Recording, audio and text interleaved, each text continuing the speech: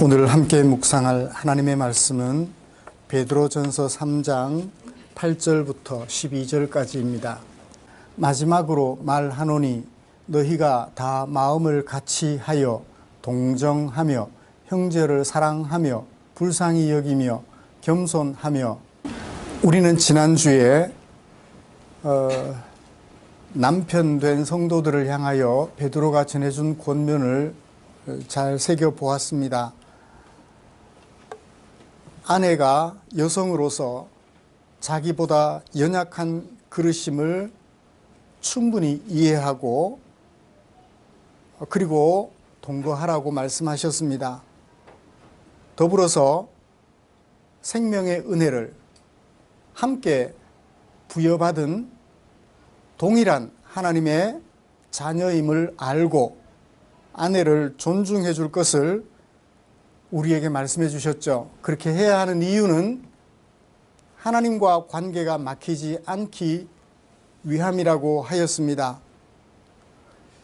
이런 말씀에 따라서 아내와 관계가 아름다우면 하나님과의 관계도 아름답다라는 사실을 확인해 볼 수 있겠습니다. 그러므로 하나님과 나와의 관계가 아름답고 정상적이라는 사실을 확인하는 시금석은 바로 남편과 아내의 관계가 어떤지를 점검해 보면 된다고 할 것입니다. 이렇게 서로의 약함을 잘 이해하고 그리고 그 약함을 보완해 주어서 아름다운 부부관계를 만들어가는 성도가 되고자 하는 우리를 위하여서 하나님께서는 당신의 마음을 성경 말씀 속에 고이 담아서 오늘 우리에게까지 전달되게 해 주셨습니다. 오늘은 그 말씀 중에 특별히 베드로전서 3장 8절부터 12절까지 말씀에 사도 베드로를 통하여 담아 놓으신 하나님의 마음을 함께 살펴보면서 은혜를 나누려고 합니다. 먼저 본문이 좀 어떻게 구성이 되어 있는지 정리를 좀 하고 설교 방향을 여러분들에게 제시해 드리겠습니다. 8절과 9절 상반절에서 베드로는 수신자들에게 설교 내용의 핵심을 먼저 짚어줍니다. 뭐라고 하죠? 사랑하라. 그 다음에 불쌍히 여기며 겸손하며 악을 악으로 욕을 욕으로 갚지 말라. 도리어 복을 빌라. 그렇게 말씀해 주셨습니다. 그리고 9절 하반절과 마지막 12절 왜 그렇게 해야 하는지 이유를 밝혀주고 있습니다. 그리고 10절과 11절 말씀에서는 권면에 해당하는 삶을 살았던 한 사람 다윗을 예로 들어요. 그래서 악한 세상 속에서 우리가 어떻게 살아야 되는지 다윗을 예로 들어 보여주면서 다윗처럼 그렇게 살았으면 좋겠다라고 얘기해 주는 것이죠. 이런 말씀을 가지고 먼저는 우리가 살아가는 세상을 살펴보려고 합니다. 그리고 그 세상 속에서 우리 그리스도인은 어떻게 살아야 하는지 삶의 내용에 대한 이야기를 해보려고 합니다. 그리고 마지막으로 왜 그렇게 살아야 되는지 이유를 살펴보면서 오늘 말씀을 진행해 갈까 합니다. 먼저 우리가 살아가는 세상의 모습을 보도록 하죠. 우리가 살아가는 세상의 모습, 오늘 본문 속에서 구체적으로 세상은 이러하다라고 명제처럼 기록하고 있지는 않습니다. 그렇지만 8절과 9절 상반절을 통해서 우리가 살아가는 세상의 모습을 행간해서 읽어볼 수 있습니다. 8절과 9절 상반절까지 복을 빌라까지 다시 한번 읽어보면서 우리가 살아가는 세상의 모습을 한 글자로 줄여본다면 뭐라고 줄여볼 수 있을지 여러분들도 한번 생각해 보시기를 바랍니다. 같이 읽어보겠습니다. 마지막으로 말하노니 너희가 다 마음을 같이하여 동정하며 형제를 사랑하며 불쌍히 여기며 겸손하며 악을 악으로 욕을 욕으로 갚지 말고 도리어 복을 빌라. 이 세상은 어떠한 것 같아요? 한 글자로 줄이면, 줄일 수 있는 데를 한번 줄여보십시오. 그리고 마음속으로 생각해 보십시오. 그리고 입술을 열어 표현해 보십시오. 뭐라고 표현할 수 있을까요? 네, 악이라고 말을 할 수 있을 것 같아요. 악. 베드로가 이 세상의 모습과 반대되는 것을 권면했겠죠? 반대되는 권면의 반대를 생각하면 이 세상의 모습일 것입니다. 어때요? 이 세상은 동정하지 않아요.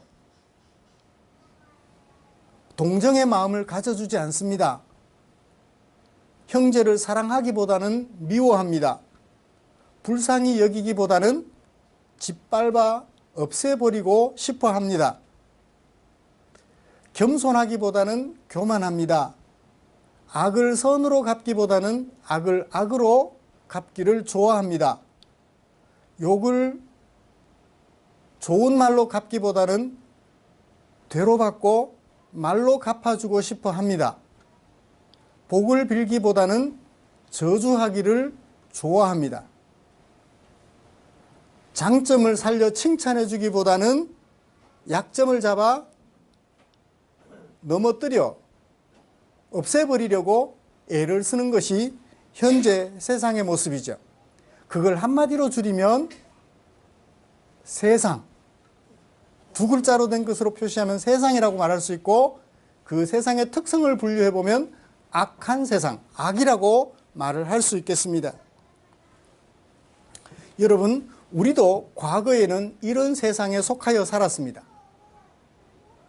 바울은 에베소서를 통하여 예수를 믿기 전 우리의 모습을 그렇게 표현했죠. 이전에는 우리도 어둠의 세상의 자식이었더니, 이전에는 우리도 어둠의 세상에 속하였었더니, 그래요. 우리도 잘 알지 못하여 이 어둠의 세상 속에서 살았습니다. 그래서 누구를 대적했나요? 하나님을 대적했어요.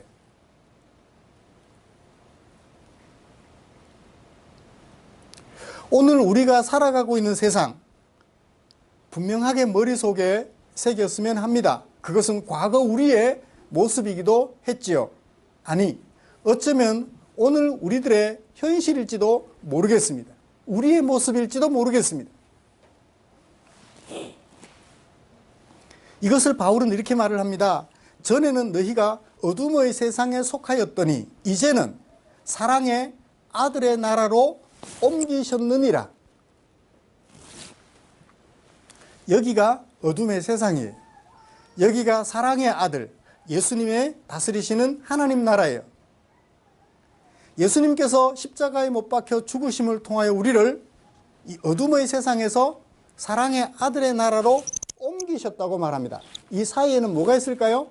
경계선이 분명하게 그어져 있습니다. 분명하게 그어져 있습니다. 그런데 이 사랑의 아들의 나라로 옮겨졌다고 하는 우리 그리스도인들 중에 죽어서 천당 가는 것은 예수만 믿으면 되니까, 예수만 믿으면 되니까 라는 생각에 여기서 여기로 옮겨졌는지 옮겨지지 않았는지 분간하지 못하고 살아가는 사람들이 많아요. 똑같아요. 예수 믿기 전이나 믿은 후나 다른 것이, 달라진 것이 하나도 없어요. 그러면서도 스스로는 생각합니다. 나는 예수를 믿었으니 죽으면 어디 간다? 천당 간다.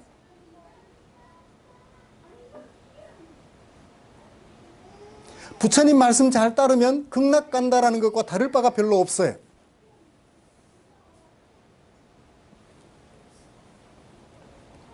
예수 믿는 한 아가씨가 스님이 설법을 하는 곳에 갔어요. 설법을 다 듣고 나서 그 스님에게 질문을 합니다. 스님, 제가요 사랑하는 오빠가 돌아가셨어요. 근데 그 오빠를 보내드릴 수가 없어요. 그래서 늘 우울하고 답답합니다. 어떻게 이 아픔을 이겨낼 수 있을까요? 그랬더니 이 스님이 대답합니다. 당신 종교가 뭐요? 기독교입니다. 그래, 기독교에 의하면 사람이 죽으면 어딜 가? 천당 갑니다. 그러면 오빠가 어디 가서? 천당 갔겠네요. 그러면 기쁘게 보내줘야 돼? 보내지 말아야 돼? 누구 걱정해야 돼? 죽은 사람 걱정하지 말고 산 사람 걱정해야 돼. 아, 이 아가씨가 은혜를 받았다고. 스님 대답을 듣고 기쁨으로 돌아갔대요. 교회에서는 그 얘기를 안 해주나요? 교회에서도 똑같이 그 얘기를 해주는데 스님 얘기를 듣고 해결을 했대요. 그래서 오빠를 편안히 보내줄 수 있었대요. 여러분, 이게 불교인지 기독교인지 구분이 안 돼요.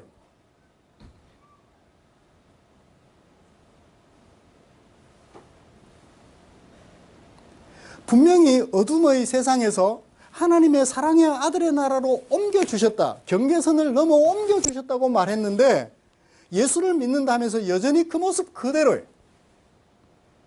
손톱만큼도 변하지가 않아요. 그 마음의 중심조차도 말입니다. 내 삶의 주인은 여전히 나예요. 내가 생각나는 대로, 내가 하고 싶은 대로 다 하고 살아요.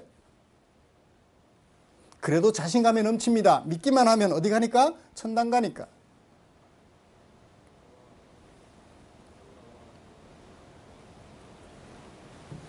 또 이런 사람도 있어요.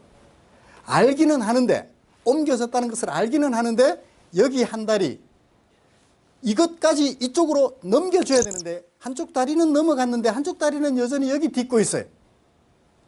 그래서 때로 기분 좋으면 하나님의 아들의 나라로 몸의 무게중심을 옮겼다가 그래도 그걸 못 돼요. 또다시 기분이 우울하면 하나님 나라 쪽에 발을 옮겼던 발을 다시 들어서 오른쪽으로 세상의 어둠의 세상의 나라로 힘을 줘요. 왔다 갔다. 세 번째 이런 사람이 있습니다. 옮겨졌는데 두 발 다 그리로 갔어요. 그래서 어떻게 해요? 여기서 온전한 하나님의 백성답게 살아야 되는데 과거 모습이 그리울 때가 있어요. 언제 그리워요? 내 자존심의 상처를 받을 때 우리는 못 참습니다. 그래서 어떻게 하나요? 하나님 잠깐만 눈 감고 계세요. 잠깐만 눈 감아주세요. 제가 옛날로 돌아가서 이 문제 해결해 놓고 다시 주님 앞으로 돌아가겠습니다. 두 발 다 이쪽으로 옮겼을 때는 어떤 생각이 들어요? 나중에 뉘우칩니다. 주님 죄송합니다. 제가 잘못했습니다. 양다리 걸치고 있을 동안에는 뉘우치는 게 없어요. 그런데 완전히 하나님의 나라로 발을 옮긴 사람들은 설령 그런 모습을 보였을지라도 나중에 뉘우쳐요. 왜요? 하나님의 마음이 우리의 마음을 자꾸만 찔러주기 때문에 그러합니다. 그건 아니야, 그건 아니야 라고 자꾸 말씀해 주시기 때문에 그러해요. 여러분, 우리가 살아가는 세상은 이렇습니다. 사랑의 아들의 나라로 옮겨졌음에도 불구하고 여전히 우리 마음 속에는 뭐가 남아있어요? 이전에 살던 어둠의 세상의 나라 모습이 남아있다는 거예요.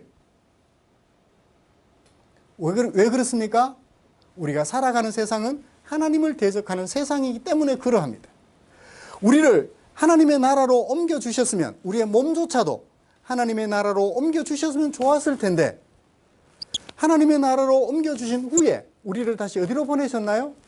어둠의 세상 나라로 보내셔서 살게 하셨어요. 누구 백성으로? 하나님의 백성으로.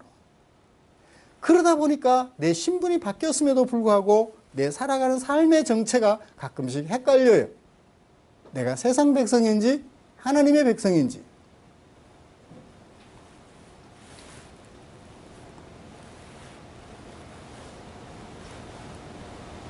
우리가 살아가는 세상, 그 속에서 우리는 어떻게 살아가고 있는지 자기를 잘 성찰하면 하나님의 말씀이 우리 마음속에 들어와 자리 잡을 공간이 생기게 됩니다.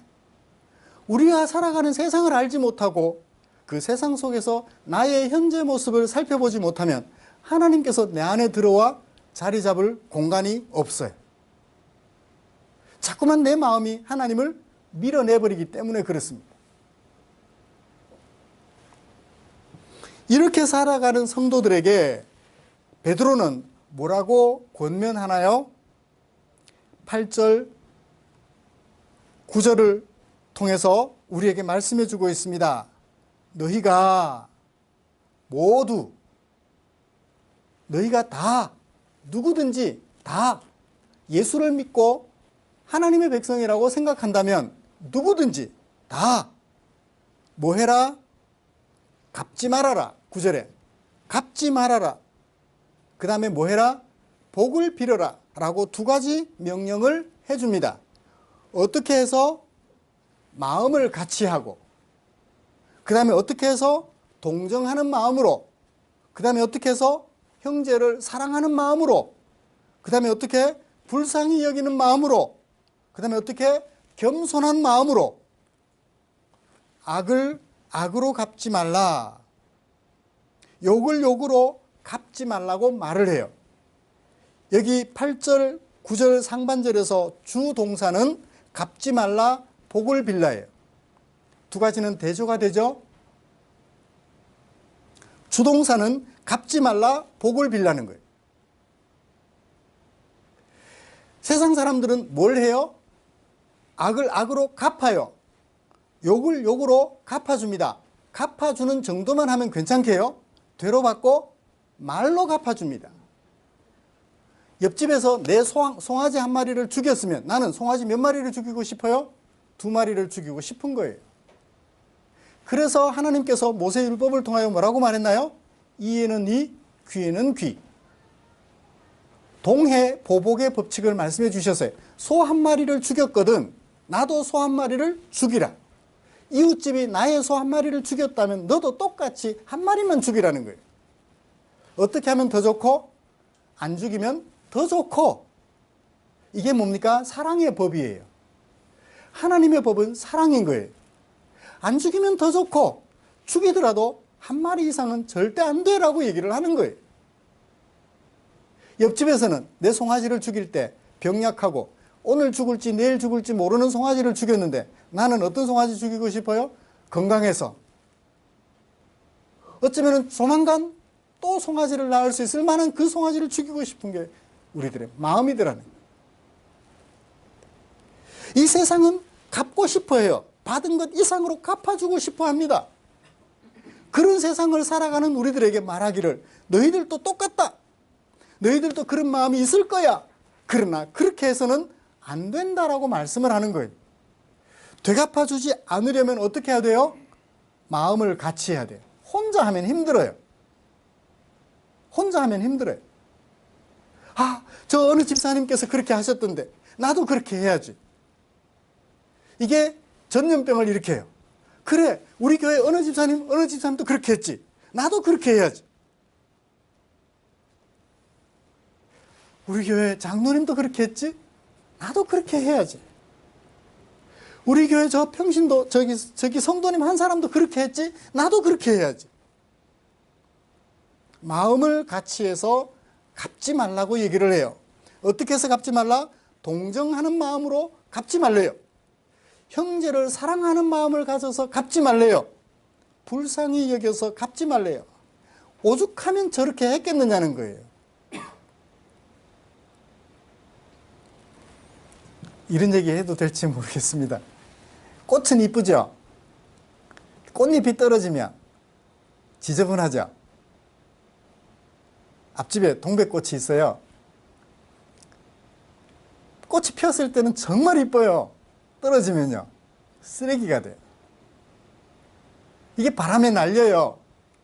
예배당 쪽으로 오면 제가 치우겠는데 저 앞에 길 쪽으로 나가요. 주말에 제가 빗자루를 들고 쓸었죠. 앞집 할아버지께서 보시더니 목사님이 쓰시네요. 제가 시간이 나고 또 제가 보기 불편해서 쓸고 있습니다. 선물을 하나 안겨주셨어요. 어제 엄나무 순을 따가지고서 목사님 드세요 그러면서 갖다 주셨어요. 그래요. 내가 조금만 수고하면 지저분한 것이 깨끗해지더란 말이에요. 불쌍히 여기는 마음이죠. 치우고 싶은 마음이 있을 텐데 못 치우고 있을 거다. 좋게 생각하는 거예요. 그래서 어떻게 해요? 욕을 욕으로 갚지 말고 악을 악으로 갚지 않게 되는 거죠. 어떻게 해야 욕을 욕으로 악을 악으로 갚지 않는다고요? 겸손해야 된대요.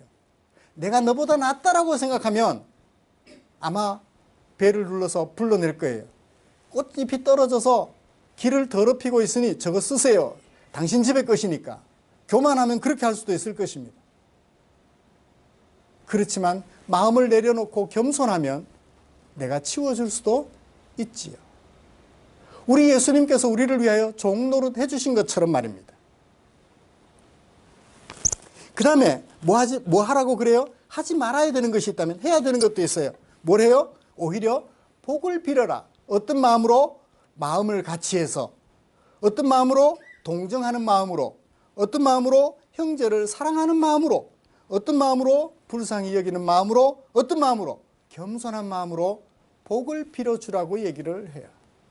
그러므로 8절은 9절에 두 개의 동사에 모두 연결되는 것임을 알 수가 있습니다. 그렇습니다. 우리가 악을 악으로 갚아주고 싶고 복 빌어주는 것보다는 저주하고 싶어 하는 것이 세상의 마음이라면 예수를 믿어 하나님의 아들의 나라로 옮겨간 우리들은 어떻게 해야 되나요? 오히려 갚지 말고 복을 빌어줘야 한다. 세상과 거꾸로 살아야 한다는 것을 베드로는 우리에게 말씀해 주고 있습니다. 여러분 쉬운가요? 쉽지는 않아요. 쉽지는 않아요. 그렇지만 우리가 예수를 믿어 하나님의 나라로 옮겨졌다는 것은 나중에 죽어서 천국 가는 것이 아니라 지금 이미 사랑의 아들의 나라 천국으로 옮겨져 있기 때문입니다.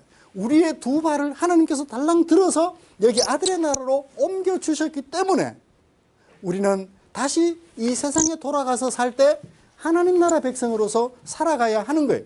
그래서 죽어서 천당 가기 위해서 예수 믿는 것이 아니라 지금 하나님의 백성 되었기 때문에 예수 믿고 살아가는 거예요. 힘들지만 어렵지만 세상과 거꾸로 살아가게 되는 것이지요. 저는 이런 하나님의 사랑을 알고 나서 제가 이런 얘기를 하잖아요. 죽어서 가는 천국이 없어도 괜찮다. 왜요? 지금 하나님과 함께 사는 것이 너무너무 행복하고 좋기 때문에. 당연히 죽음 이후의 세상도 있지요. 오늘 하루 하나님과 함께하는 삶이 오늘 하루, 내일 하루 이것이 모이면 뭐가 돼요? 영생이 되는 거예요. 오늘 하루지만 하나님과 함께 살아가는 삶이 오늘로 보면 하루지만 이것이 쌓이고 쌓이고 쌓이면 영생이 되는 거예요. 하나님과 함께하는 삶이 영생이에요. 죽어서 천당 가는 게 영생이 아니라 오늘 하루 하나님과 동행하고 내일 하루 하나님과 동행하며 모레 하나님과 동행해 갈 때 그 오늘 내일 모레가 쌓여서 영생이 되는 것입니다. 이것을 꼭 기억하시기를 주님의 이름으로 축복합니다. 베드로는 이걸 권하고 있어요. 베드로는 이런 삶을 살았던 한 사람을 예로 들어 소개해 줍니다. 어떤 사람인가요? 10절 다윗이에요. 성경을 보시면 글자가 오른쪽으로 조금 밀려 있죠? 오른쪽으로 들어가 있죠? 제가 가진 성경은 그렇습니다. 오른쪽으로 좀 들어가 있는데 이것은 인용했다는 거예요. 어디에 말씀을 인용했을까요? 생명 왼쪽에 기억이라고 되어 있고 아래쪽에 시편 34편 12절 이하라고 되어 있을 거예요. 시편 34편은 다윗이 쓴 시입니다. 언제 쓴 시일까요? 다윗이 자신을 죽이려 하는 사울 왕에게서 도망을 가야 될 거 아니에요. 살아야 되니까. 도망을 가는데 어디로 가야 돼요? 사울이 다스리는 나라 안에 있으면 누구나 다 사울 왕에게 고자질해서 자기를 죽이려 할 거 아니에요. 그래서 도망을 가려면 살려고 도망을 가면 어디로 가야 돼요? 사울의 적진으로 가야 되겠죠. 그래요. 적의 적은 아군이다.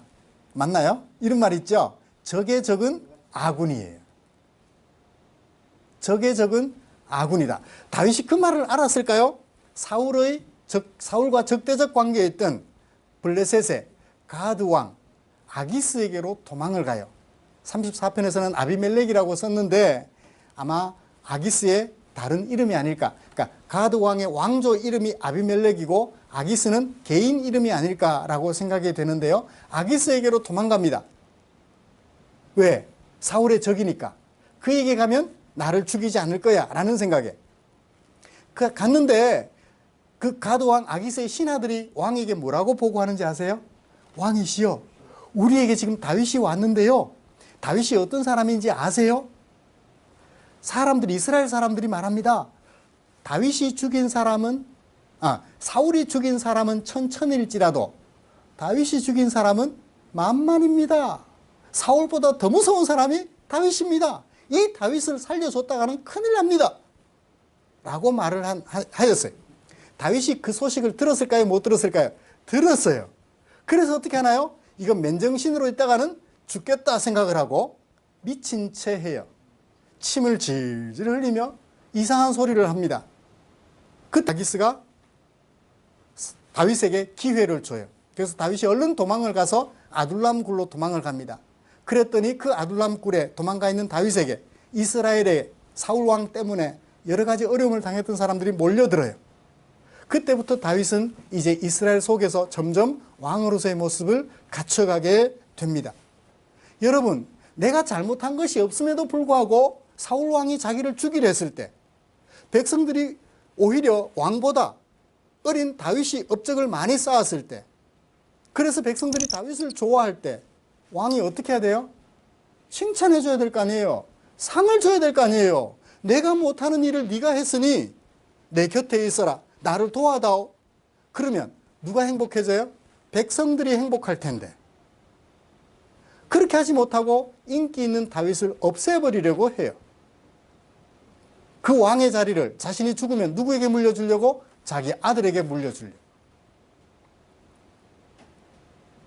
왕자리가 자기 건가요? 하나님께서 주신 것인데. 자기 아들에게 물려주려고 어문 짓을 한 거죠. 그때 다윗은 어떻게 했나요? 사울을 대적하지 않았습니다. 오히려 사울에게 복을 빌어줬어요. 하나님이 세우셨으니 그의 생명을 하나님께서 주관하실 것임을 알고 죽일 기회가 여러 번 있었지만 오히려 살려주었던 것을 우리는 기억합니다. 베드로는 이 경우를 예로 들면서 여러분, 악을 악으로 갚지 말고 복을 빌어 주세요 라고 말씀했던 것입니다. 사랑하는 성도 여러분, 우리가 왜 베드로의 권면을 마음에 새겨 그렇게 살아가야 하나요? 왜? 9절 하반절, 이를 위하여 너희가 부름을 받았기 때문이다. 하나님께서 우리를 부르신 목적은 죽어서 천당 가라고 그렇게 부르신 것이 아니라 현재 이렇게 살아라고 하나님께서 당신의 백성으로 불러주셨다는 거예요. 지금 그렇게 살아라고 불러주셨기 때문에 오늘 우리는 그렇게 살아야 한다고 베드로는 말해주고 있습니다. 12절, 주의 눈은 어디로 향하기 때문에? 의인을 향하시고 주의 귀는 의인의 간구에 기울이신다. 그러나 주의 눈과 주의 귀, 주의 얼굴은 누구를 향해요? 악행하는 자들을 대적하신다. 대한다라는 말은 대적한다. 영어로는 against라고 그래요. 대적한다는 거예요.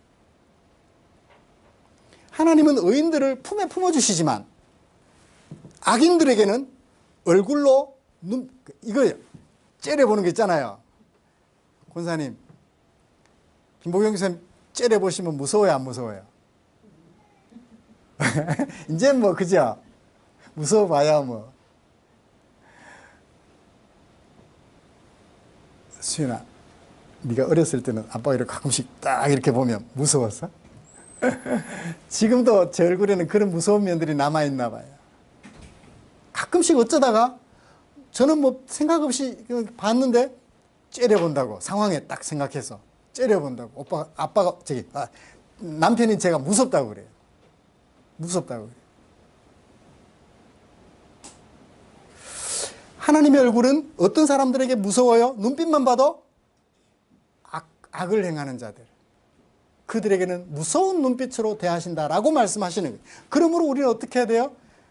악을 악으로 갚기보다는 오히려 그들에게 복을 빌어주는, 악한 세상 속에서 그렇게 살아가도록 우리에게 권면한 것을 봅니다. 선한 사람들끼리만 살면 얼마나 좋을까요?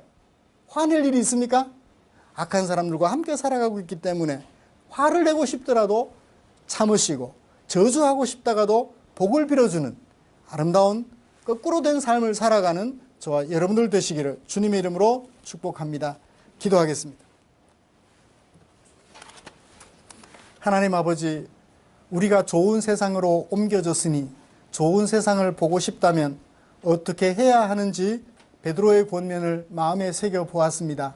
이제 이 자리에 앉아서 하나님 앞에 예배드리며 베드로의 권면, 베드로가 하나님의 마음을 담아 우리에게 전해준 이 말씀을 함께 살펴본 우리들, 이 세상 사람들과 거꾸로 정말 갚아주기보다는 복을 빌어주는 그런 아름다운 삶을 살아서 좋은 세상 오기를 기다리는 것이 아니라 좋은 세상 만들어가는 아름다운 주의 종들 되게 하여 주시옵소서. 우리 구주 예수님의 이름으로 기도드리옵나이다. 아멘.